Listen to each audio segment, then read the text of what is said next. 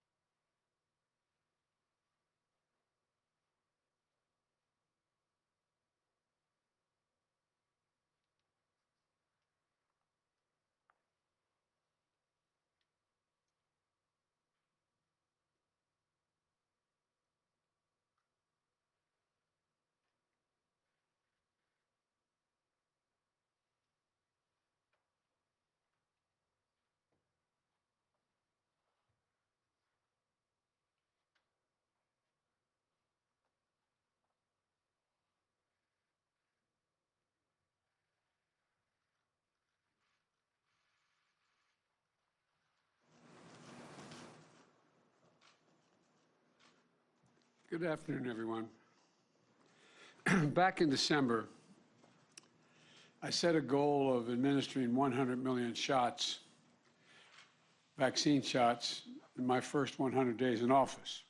At the time, some told us that it couldn't be done, it was awfully ambitious, but we did it in 58 days because of the incredible staff I have. And so I set a second goal, to deliver 200 million shots in my first 100 days in office. The goal unmatched in the world or in prior mass vaccination efforts in American history. When tomorrow's vaccine and vaccination numbers come out, we will show that today we did it. Today we hit 200 million shots in the 92nd day in office. 200 million shots in 100 days. In under 100 days, actually. It's an incredible achievement for the nation, and here's the context. You know, at the pace we were moving when I took office, it would have taken us more than 220 days, almost 7 months, 7.5 months to reach 200 million shots. Instead of marking this milestone in April, we would not have seen it until early September at the earliest. Some experts say that the rapid vaccination effort has already saved tens of thousands of American lives. We'll never know exactly, but we know it saved lives that would have otherwise been lost. I'm proud of the work my administration has done to get Americans vaccinated. But more than that, I'm proud of the American people, the volunteers who showed up to staff vaccination sites in their neighborhoods, drove senior citizens to get their shots, FEMA, the military, the National Guard, state and local health departments, providers, running sites safely and efficiently, retired healthcare workers coming back to give life-saving shots to people in their communities. This is an American achievement, a powerful demonstration of unity and resolve, what unity will do for us, and a reminder of what we can accomplish when we pull together as one people to a common goal. Now that we've reached this milestone, we're entering a new phase of our vaccination effort. As of Monday, in my direction, with the support of 50 governors, Democrats and Republicans alike, everyone over the age of 16 will be eligible to get vaccinated. The first 3 months of our vaccination program focused on targeting vaccines to specific high-risk groups. Now our objective is to reach everyone over the age of 16 in America. Wherever you live, whatever your circumstances, if you are 16 or older, you are now eligible for a free COVID vaccine shot. And we have the vaccine to deliver. We head into this next phase. It's important for us to look at where we stand. After 3 months of targeting vaccinations largely to healthcare workers, frontline workers, and people with high-risk conditions, nursing home residents, and seniors, the progress we've made has been stunning. Let me point out a few achievements. First, as of this past Sunday, more than 50% of adult Americans have had at least one vaccine shot. We still have a long way to go, but that's an important marker of progress. When it comes to our target groups, the largest groups we focused on in these past 92 days have been seniors, Americans aged 65 and older. They account for 80% of all the COVID deaths before we started vaccinating. When I took office, 8% of the people over 65 had received their first shot. I'm pleased to announce that by tomorrow, that total will exceed 80% of the people over the age of 65. 80% of American seniors of all races, religions, political views will have had at least one shot. It'll be another month or so before we see the full benefits of this effort, as many seniors still need the second shot, plus the 2 weeks to gain that protection after the second shot. But already, we've seen a dramatic decline in deaths among people over the age of 65, an 80% reduction in deaths of people over the age of 65. Still, far too many lives lost, but also a lot of lives saved. In the weeks ahead, as more seniors reach full vaccination, that number of lives lost will continue to decrease. You know, we made great progress with another target group as well. Educators, school staff, bus drivers, and child care workers. Back in February, when many of our schools were fully or partially closed, the Center for Disease Control and Prevention, the CDC, issued guidelines to help reopen our schools safely. Then in March, Congress approved the American Rescue Plan to fund the safe reopening of our schools. One thing was clear. Many educators are understandably anxious about going back to a classroom without being vaccinated. And many parents were understandably nervous about sending their kids back as well. So on March the 2nd, I launched a program directing all states to make educators, school staff, school bus drivers, child care workers eligible for vaccination in every state so that schools and child care centers could open with a peace of mind. Within a month, 80% had received at least one shot, and schools and child care centers all over the country are reopening. Now, to be clear, we still have some work to do with our target groups, but we've made remarkable progress. And as we continue, as I said, the time is now to open up a new phase of this historic vaccination effort. To put it simply, if you've been waiting for your turn, wait no longer. Now is the time for everyone over 16 years of age to get vaccinated. Unlike the target groups where we've made such great progress, the broad swath of American adults still remain largely unvaccinated. In a number of states, they weren't eligible for the vaccination until this week. Too many younger Americans may still think they don't need to get vaccinated. So, let me explain 2 reasons why we need everyone over 16 years of age in America to get vaccinated and share what we're going to do to encourage it. The first reason, quite simply, is to keep you from getting very sick or dying. Hundreds of Americans are still dying from COVID every day. The data could not be clearer at this point. If you are fully vaccinated, 2 weeks beyond your last shot, you are nearly 100% protected against death from COVID, no matter what your age, no matter what your health history. Until you are fully vaccinated, you are still vulnerable. The vaccine can save your life. The second reason to get vaccinated is to protect your community, your family, your friends, and your neighbors. Vaccines can save your own life, but they can also save your grandmother's life, your coworker's life, the grocery store clerk, or the delivery person, helping you and your neighbors get through the crisis. Now, that's why you should get vaccinated. Let me talk about how we're making it easier for you to be able to get vaccinated. First, there are some steps I announced previously that are hitting the ground this week. 90% of the American people now live within 5 miles of a place where they can get a shot. And under our federal vaccination program, shots will be available at nearly 40,000 pharmacies, coast to coast. And if you can go into to buy your shampoo or toothpaste, you can stop and get vaccinated.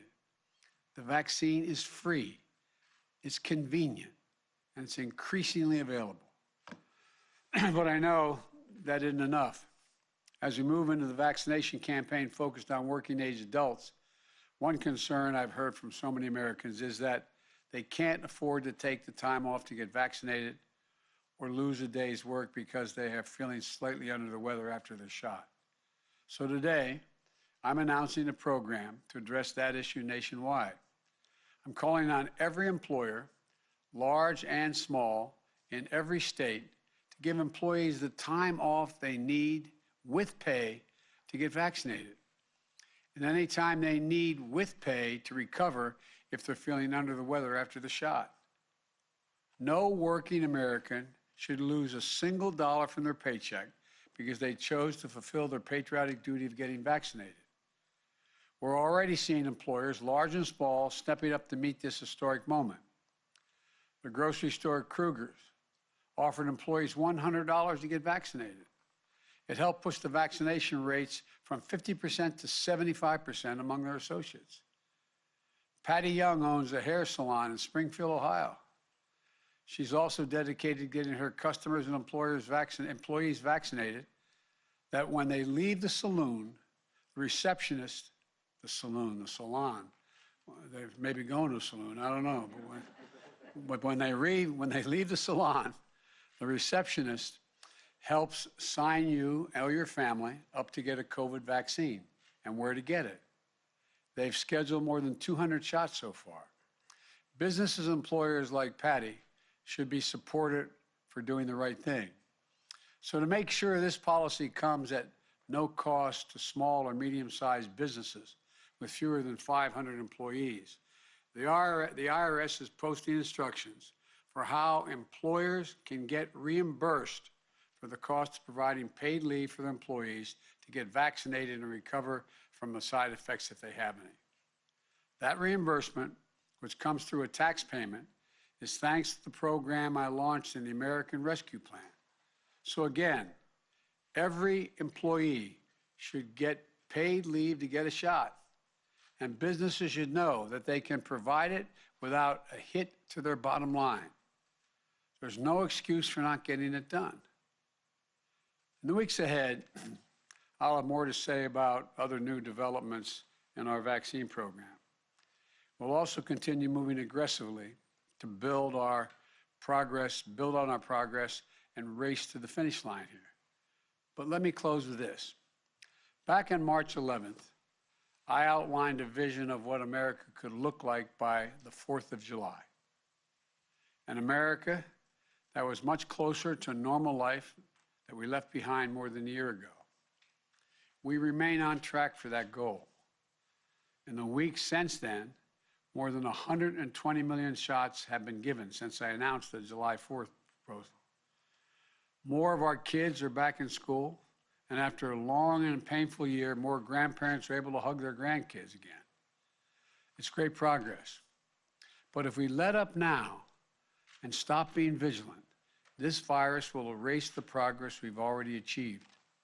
The sacrifices we've made, the lives that have been put on hold, the loved ones who've been taken from us, the time we're never going to get back. To celebrate our independence from this virus on July 4th, with family and friends in small groups, we still have more to do in the months of May and June. We all need to mask up until the number of cases goes down, until everyone has a chance to get their shot. To Americans 16 years and older, it's your turn now. So go get your vaccine before the end of May. We can do this, and we'll do this as long as we don't let up. So thank you all very much. As I said a long time ago, we're going to beat this as long as we do it together. And I want to again thank my COVID team. I want to thank the Vice President. I want to thank Jeff Zients behind me and the entire COVID team for putting this together. May God protect our troops. May God bless you all. Thank you. Thank you. What about rising cases abroad? The U.S. has hit the point where decreasing demand for vaccines is now the biggest challenge instead of increasing supply? Not yet, but and you asked about what about abroad, helping abroad? We're in the process of doing that. We've done a little bit of that already. We're looking at what is going to be done with some of the vaccines that we are not using.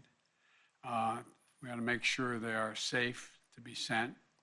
And we hope to be able to be of some help and value to countries around the world.